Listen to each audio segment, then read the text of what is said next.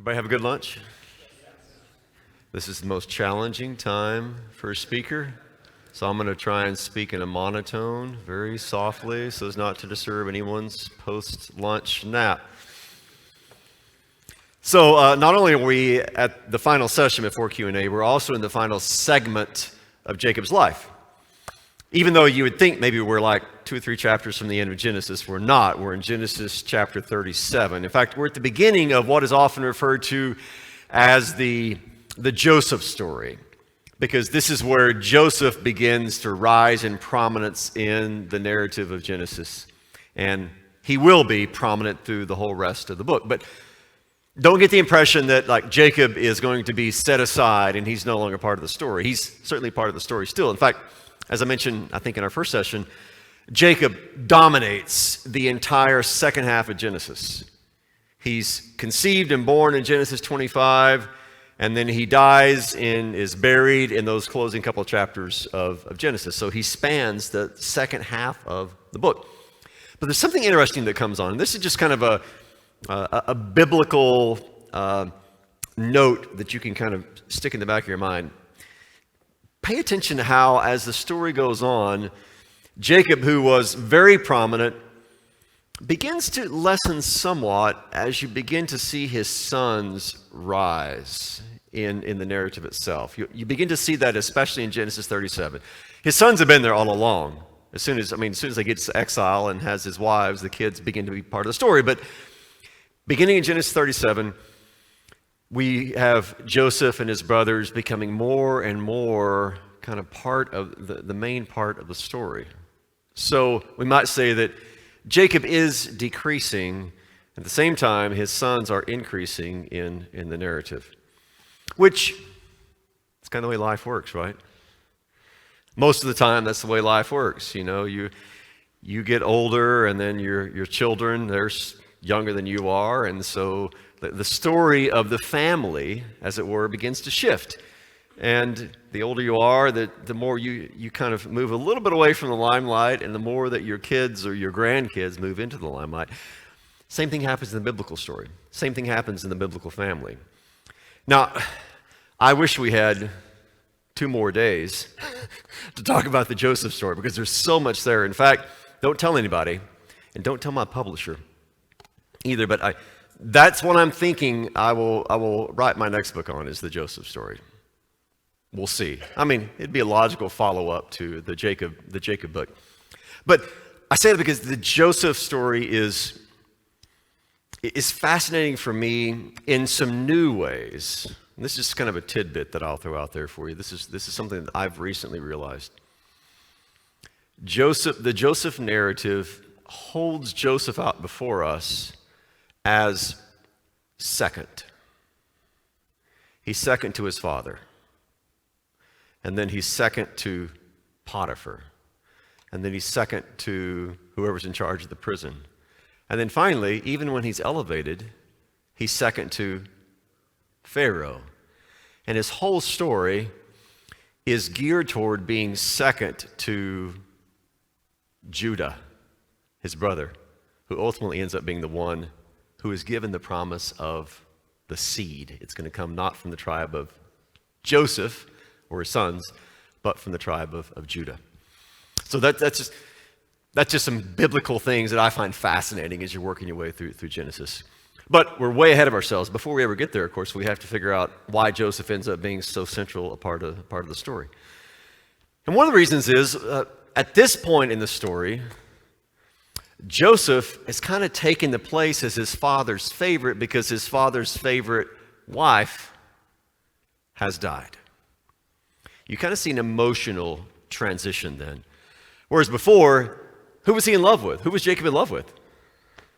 Rachel, of course. I mean, she had his heart. And then she eventually has Joseph. It takes a while, but she eventually has Joseph. And then she finally gives birth to her second son, who will end up being, of course, her final son, because she dies in childbirth. And she names him Ben-Oni, which means son of my sorrow. And the dad changes the name to Ben-Yamin, which means son of the right hand. And that birth ends up being also the death of Rachel. And there's this emotional shift then where Jacob begins to throw his love very prominently, in fact, very visibly, very publicly on not Benjamin per se, but instead Joseph. And as you begin reading through Genesis 37, you realize that, just in case anybody was so dull that they didn't realize who was daddy's favorite, Jacob makes sure that everybody realizes who's daddy's favorite by putting a big neon sign on Joseph's back that says, "This is the one that dad loves."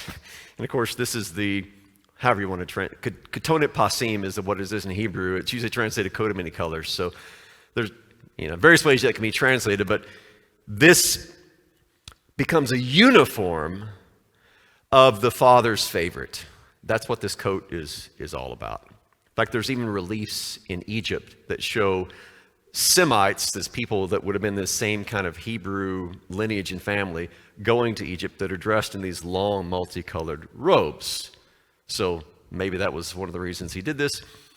We learn from later in the Bible, in the story of 1st and 2nd Samuel, that the daughters of the king, David's daughters, the princesses, would wear ketonet pasim. It's the only two places where this particular Hebrew phrase is used. So maybe it was like a sign of royalty. This was Jacob's way of bestowing royalty upon Joseph. So Joseph emerges as not only daddy's favorite, but daddy's chosen. He's going to be the one, presumably, who is going to be the replacement. He's going to be the head of the family should anything happen to Jacob. Now, as we'll see, that is and is not what happens as the narrative begins to roll from here. Now, isn't it interesting too? We didn't really look at it, but if you know the story, if you go back all the way to Jacob's childhood, when Jacob and his brother Esau were growing up, there were favorites then too, right? So you have Isaac and Rebekah. Rebekah's favorite is Jacob, and then Isaac's favorite is Esau. And I always find this humorous. Why? We're told the reason, but why is it that Esau was Isaac's favorite? Anybody remember? Because he had a taste for game. Imagine you have more than one child, and your favorite child is your favorite because you like what they cook. It's kind of, I find it humorous because it's so unbelievably shallow. It's like, yeah, it's my favorite boy over there. Well, yeah, why is that? Because he's like, smart, or he's just got a good heart? No, I just like what he cooks. That's the only reason he's playing favorites. Now, growing up that way, being the favorite of his mom and knowing his brother's the favorite of his dad, you might think that Jacob would say, you know what? Not going to repeat that mistake in my generation. Not going to play favorites because I see where this led. It led all kinds of family problems. We're going to correct this mistake in my parenting. Nope. What does Jacob do? Well, he does the same thing that we still do today, or at least that we're tempted to still do today, right? We end up repeating at least some of the mistakes that our parents made. Why is that? Well, it's because we're cut from the same stock, right? I'm not saying that you're going to end up just like your dad or just like your mom, but it's hard to escape your upbringing. So you have to kind of consciously think about, okay, well, what were things that should not have happened that did happen, and how can I correct those? And also then to realize when we make the same mistakes as our parents, and confession and repentance. That's where Jacob is at. He's playing favorites, and his favorite, of course, is Joseph. Now, we're not going to go into all the story of Joseph, even this opening part, but just kind of summarize what happens. Of course, Joseph begins to have these dreams. He's 17 years old. And he has not just one dream, but he has two dreams. And the essential aspect of both these dreams, as they are interpreted, is that there will come a day when Joseph's brothers, and as the second dream illustrates, even his parents, presumably now his dad and his, what would the mother of your stepmother? Other mother? relationship would that be? If your dad has more than one wife, half brother, half mom, okay? Just half mom.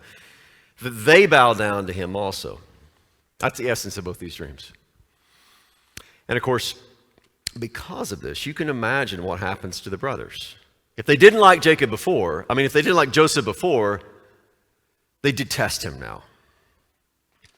This hatred begins to boil inside them. And if you think hatred is too strong a word to use, well, then just continue to read, and you'll see, in fact, that it was not. Not only could they not stand him because of his dreams, they certainly couldn't stand him because of the words by which he described these dreams to them. So everything about the brothers is negative toward Joseph. Now, I don't want to keep hammering on the same thing, but notice that here we have more family turmoil. And think about it this way. I didn't point this out in the last session, so I'll point it out now. This is something I love to remind myself of. This is not only family turmoil. You not only have a guy married to 4 women, fathering all these kids, and now we realize these kids are, understandably, there's tension, right? You got the favorite mom, her kids, then you have the other wife, but then you've got 4 kids from the 2 co-wives. And dad is not showing equal love to all of these. And so, of course, you're going to have infighting amongst the kids. So you got that going on, too. Now, this is not just a family. This is the point I'm getting to. This isn't just a family. This is Jacob/Israel with the 12 sons who are going to be the 12 patriarchs of Israel. So what you have in this family is what we would call the Old Testament church. And guess what? It is not a perfect place. Jealousy, fighting, problems, sometimes backstabbing. These things happened in this little nucleus family of the church in the Old Testament. And it turns out the more things change, the more they stay the same. Congregations still struggle with this. Now, hopefully in none of your congregations have some of your members kidnapped one of the other members and sold them into slavery.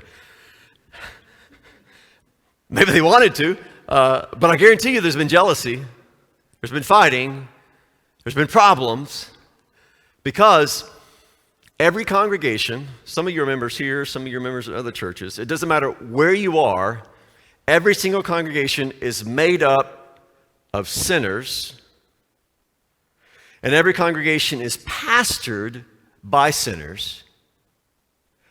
Therefore, the logical deduction from that is that you're going to have sinful issues, right? You're going to have sometimes problems in leadership. You're going to have sometimes problems among the laity. You're going to have your problems because that's life in this world. So I say that because people can get frustrated with life in this. I'm not going to get involved in a community because there's too many problems there. Well, show me a church where there's not issues. Show me a church where there's not problems. Show me a church where there's not a sinner that's the pastor there, or sinners sitting in the pews. What did you expect to find? Some kind of like beautiful, perfect community where everybody loves each other? It doesn't work that way in this world. Of course there's going to be problems. In fact, the church is established in order to address those problems. The church is not a gym for spiritual flexing. It's a hospital for sinners. We all come here with our issues, with our problems, in order that we might hear a diagnosis. Here's what's wrong. Here's what's wrong with you. This is why you're struggling the way you are. And then to hear the good news is, for that, we've got the medicine. It's the blood of Christ applied to you and applied to you individually, giving you forgiveness, giving you peace, giving you hope, so that you can make it through another day, week, month, year, and then keep coming back to receive more of this. Because Christianity does not teach that you come to Jesus, you get converted or saved or whatever, however you want to describe it, And then you're all cleaned up and you get your tank all fueled up with the love of Jesus. And then Jesus is like, all right, kicks you out of the nest and there you go. It doesn't work that way. You never leave the cross. You never leave the nest. You never get to the place in your life where you don't need to hear, you are forgiven. You never get to a place in your life where you're like, I'm doing pretty good on my own without the constant help of the Spirit. No, we're limping on. Like the cup says, we're just like Jacob. We're limping on. And sometimes we're not even limping. We're like, crawling. Sometimes we're not even crawling. We're just being carried along. That's the way it is. And that's why we have the church. That's why stories like this about this little community where there's so many issues is actually helpful. Because you're like, yeah, I guess this is the way it is. Of course it is. That's the way it is in this world. And yet this is God's chosen people.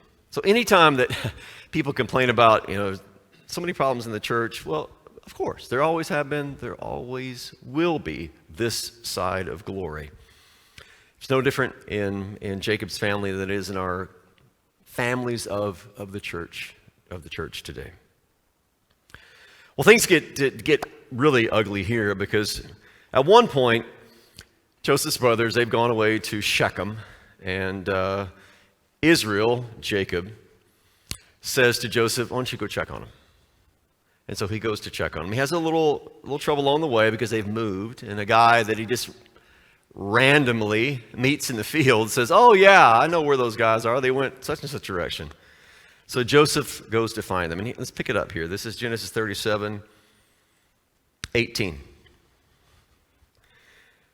When they, that is the brothers, saw him from a distance, and before he came close to them, they plotted against him to put him to death.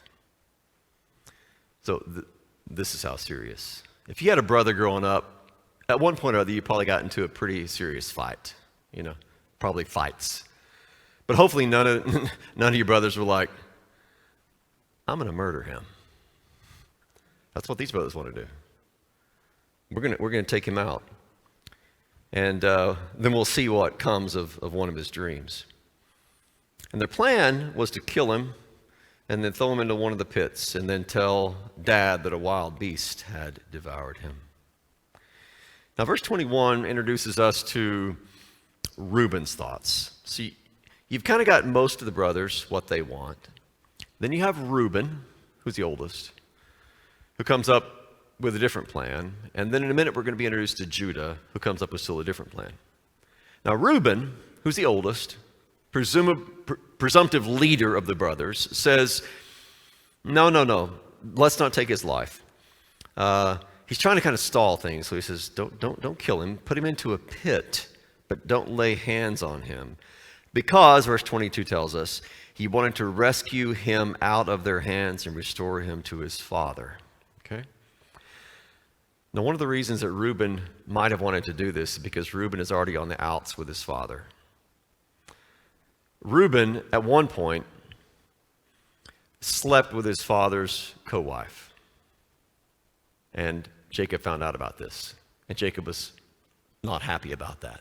And Reuben is going to be removed from having the blessing of the firstborn as a result of this.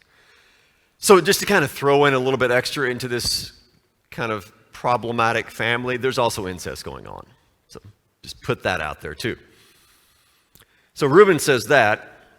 When Joseph gets there, the brothers do strip him of his tunic, that tunic that said, Dad loves me more than you. They threw him into the pit and left him there. Now look at verse 25. This always comes across as just extremely chilling to me. Then they sat down to eat a meal. They sat down and you know what? Now that we've taken our brother and stripped him of his clothes and talked about murdering him and thrown him into the pit, let's eat. And we read later in the Joseph story that Joseph was crying out to them from the pit. Just imagine, you're sitting around eating pulled pork. They wouldn't have been eating pulled pork. They were Jews. They're eating whatever they're eating. And from the from the bowels of the earth, from this pit, you have the cries of Joseph asking for mercy, begging for help. And they're like, hey, pass the ice cream. The whole scene is chilling to me. It's like they've gotten to the point where they don't care. So what happens as the story goes on is they saw some Ishmaelites coming, and then Judah steps forward. That's kind of the third. You got most of the brothers, you got Reuben wanting to spare him, and then Judah steps forward and says, verse 26, Judah is all about taking material advantage of the situation, economic advantage of the situation. He says, what profit is it for us to kill our brother and cover up his blood? I've got a better idea. Why don't we just sell him to the Ishmaelites and not lay hands on him, for he is our brother, our own flesh, after all. Why would you murder him? I have a better idea. Let's just sell him into slavery. This is some brutal pragmatism going on here. And we can get a little bit out of it too. I mean, a little pocket change, right? We stop by the store on the way home and all get ice cream or whatever it is. So you got one brother that actually wants to do the right thing. And you got all the other brothers who either want to kill him or sell him into slavery. And Judah prevails. Now I said, this is like the temptation I face when I'm talking about this, because I want to tell more of the story about Joseph. It's hard to stick with Judah, but here's one interesting detail. Later on, so Judah says, sell him into slavery.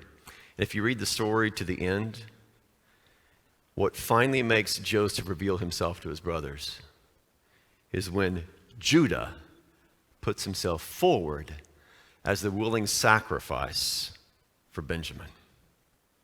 Comes full circle. The one who said, sell him, Joseph, into slavery, now, all these years later, steps up and says, take me instead of Benjamin. So you see in the life of Judah, too, this transformation that takes place. And it's at that moment that Joseph reveals finally who he is to his brothers. When he realizes the brother who was willing to sell him is now willing to give himself in exchange for the life of Benjamin. So that's what they decided to do. He sold into slavery. They take his garment and they tear it up. They slaughter a male goat. They dip the tunic in the blood and they send that to their father. Now, verse 32 says, they sent it and they said, please examine this. We found this. Please examine it to see whether it is your son's tunic or not. And Jacob examined it and said, it is my son's tunic. A wild beast has devoured him. Joseph has surely been torn to pieces. And so Jacob tears his clothes, puts on sackcloth, and mourns for his son many days. And verse 35 says, then all his sons and all his daughters arose to comfort him. So you got all the kids around, including these brothers. They're wanting to comfort him. And then listen to this. But he refused to be comforted. And he said, surely I will go down to Sheol in mourning for my son. And so his father wept for him. This is a new side of Jacob we have not seen before. We've seen Jacob the schemer, Jacob the conniver, Jacob the very ambitious younger man. We've seen the emotional Jacob who falls in love and is willing to work 14 years, as it turns out, for this woman that he loves. We've seen the Jacob who's willing to wrestle with God and doesn't give up and clings to him until he receives this blessing. We skipped it because we don't have time for it. We also saw a very unflattering side of Jacob when his daughter is raped and Jacob doesn't do anything about it. It's the brothers who come up with, it's vigilante justice, but it's their form of justice anyway. Jacob, through this whole scenario, is only worried about himself. What's going to happen to me? What's going to happen to me? We've seen all those sides of Jacob. What we have not seen is the grieving side of Jacob. And we see it now.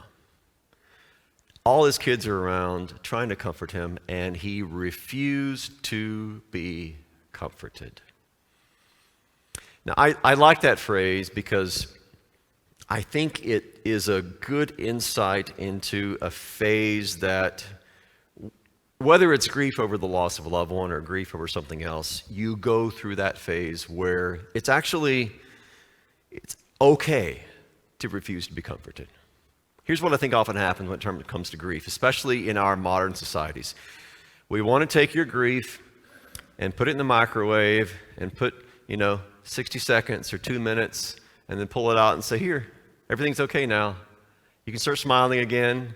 Everything's all right. It's okay. We're just going to move on. It'll be okay. That's what we want to do. We want to microwave grief. We want to hasten everything. Is he still grieving? It's been 6 months, He needs to move on. Whatever it is. Grief doesn't work that way. You can't hasten it. You got to live through it. You got to suffer through it. I'm not saying you have to grovel in it. I don't say you have to or wallow in it.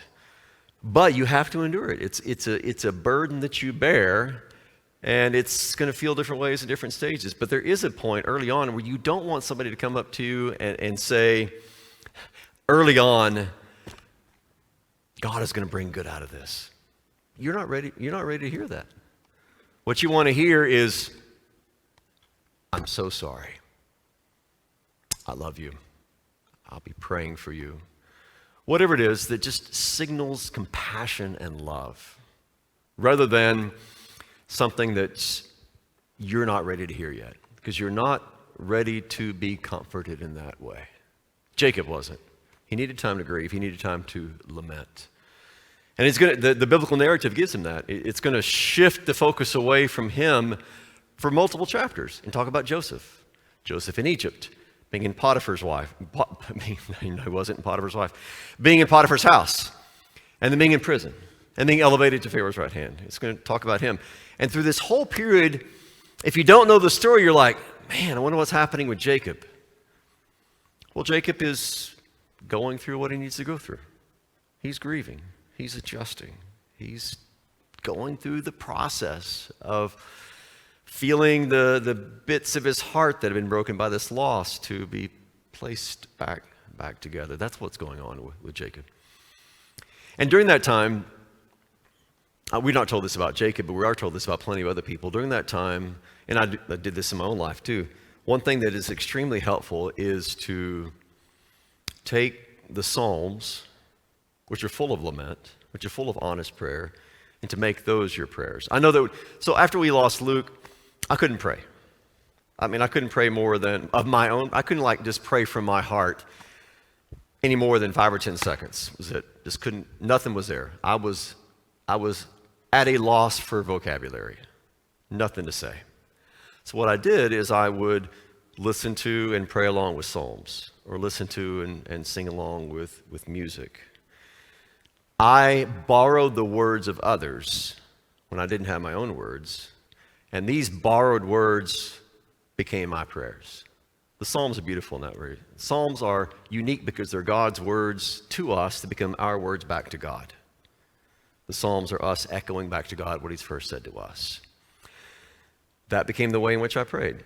That becomes the way in which people of God have always prayed. The Psalms become our schoolhouse of prayer. They're teaching us how to pray. They're giving us the words by which we can cry out to God and say, why? Where are you? What is going on? Or, even more bluntly, as one of the Psalms says, has God forgotten to be gracious? Or has He in anger withdrawn His compassion? Then I said in my grief, the right hand of the Lord has changed. The psalmists are not afraid to be completely honest with God, and neither should we be. So never feel like you have to kind of pretty up your prayers and make sure that God is going to be happy with them. No, you're not going to tell Him anything He doesn't already know. He already knows what's going on inside you, so be honest. Refuse to be comforted. Instead, cry out for help and for mercy. That's where Jacob was at. Now, to kind of skip ahead of the story, of course, we know what's happening with Joseph. Nobody else does. The brothers presume he's dead, no doubt. Jacob certainly thinks he's dead. I mean, he's got the tangible evidence in front of him. There's the coat of many colors. It's now become the coat of blood, torn. That's his evidence. It's a smoking gun, right? So that's what everybody else thinks back home. Joseph is going through his own, I was going to say ups and downs. It's not. He's going through his downs and his up. That would be the way to describe it. He goes down into Egypt. He goes down into Potiphar's house. He's falsely accused of sexual assault by Potiphar's wife, and so he goes down into prison. Down, down, down. And when he's in prison, of course, he himself is being formed and shaped by God. That's the story of Joseph. Joseph is Martin Luther once described Joseph's life prior to his exaltation to Pharaoh's right hand as a prolonged crucifixion. He's being put to death and shaped in that way. One of the Psalms says he was tested. Until the word of the Lord came to pass, he tested him. He was being refined. Just like his dad was back home, just in a different sort of way. Joseph's being refined until finally Pharaoh has a dream. 2 dreams, right? And the one who had been in prison with Joseph says, I know a guy who can interpret those dreams. And Joseph miraculously is plucked from the very grave. He's plucked from the prison and exalted to the right hand of Pharaoh. And so Joseph himself is this Christ figure who's placed at the right hand of Pharaoh. Now, Jacob and his sons didn't know anything about this. It's only until the famine and Joseph's brothers have to go down there and we have this whole back and forth, this whole ordeal of, testing them. And finally, Joseph reveals his identity. Now, I want to skip ahead to when the brothers actually reveal this to Jacob. This is in the very end of Genesis 45. So Joseph has sent them home. He's revealed who he is. He's sent them home. He's told them to bring their dad back. And we get to verse 26, Genesis 45:26. Even the pronoun here is important. It doesn't say and Reuben told him and Judah told him. It's they told him. It's like this communal revelation on the part of the brothers. We're all going to say this together. And what do they say? Joseph, even that opening word must have caught Jacob off guard. Joseph is still alive. In fact, he's ruler over all the land of Egypt. What they didn't forecast is that the good news would almost kill their dad. Because it says his heart grew numb because he didn't believe them. It's like his heart stopped for a minute.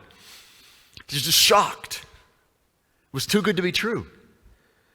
And they told him all the words of Joseph that he had spoken. He sees the wagons and his spirit revives. And then Israel said, "It is enough. My son Joseph is still alive. I will go and see him before I die." He didn't care he was ruler over Egypt. He just cared that his son was still alive. This moment is what J.R.R. Tolkien, the Lord of the Rings guy, would call a eucatastrophe. So we all know what a catastrophe is. Well, in Greek, EU means good, like a eulogy is a good word. So a eucatastrophe is a good catastrophe. That was a word he coined to describe how right when you think all hope is lost, there's no turning back, everything is gone. All of a sudden, just when you think everything is ended, something changes. And there's an immediate transition from hopelessness to joy, from death to life. That's what's happened here. Jacob thinks all hope is lost. He's given up hope long ago that his son is alive. And then there's this good news. It's a resurrection moment, is what it is. It'd be just the same as if his son had in fact been dead all those years and now has been raised back to life. So this is an Easter moment. This is a resurrection moment. And in that way, it's exactly what happened to the Emmaus disciples when they were walking along with this man, this stranger who didn't know what had been happening in Jerusalem. They're talking about this Jesus, and we had hoped that he was going to be the one who redeemed Israel, and he got himself killed, and now we're hearing these reports about his resurrection and so on and so forth. And then finally, after this long conversation with him, their eyes are opened, and it's a eucatastrophe. They recognize Jesus in the breaking of the bread. And what they thought was hopelessness turns out to be hopefulness. What they thought was the end, that turns out to be just the beginning. This one episode in Joseph's life, in Jacob's life, is illustrative then of these many different ways in which you see God bringing life out of death and hope out of despair in the people of old and in our own lives today. I mean, ultimately, the resurrection of Jesus Christ is that eucatastrophe moment that gives meaning to every single dark period of our lives. You lose someone you love. That hurts. But Jesus is resurrected. You lose your home in a fire or whatever it is. You lose everything that you own. That hurts. But Jesus is resurrected. You go through whatever it is you're going through, and guess what? None of that will unresurrect Jesus. None of that will unalive Jesus. And because he lives, because he's resurrected, therefore that means that in the end, to quote Tolkien again, everything sad will come untrue. Because in the end, in the resurrection of all things, in Christ making all things new, including our bodies, then as one person said, the worst sufferings of our present life, from the perspective of eternity, are going to be like a bad night in a cheap hotel room. Because in light of the glory that we're going to experience in the resurrection, the sufferings of this present life are going to be nothing. And that's what keeps me going. That keeps me going when things are hard. I say to myself, Christ is risen. I say when I'm filled with sadness over whatever it is, Christ is risen. This life is incredibly short.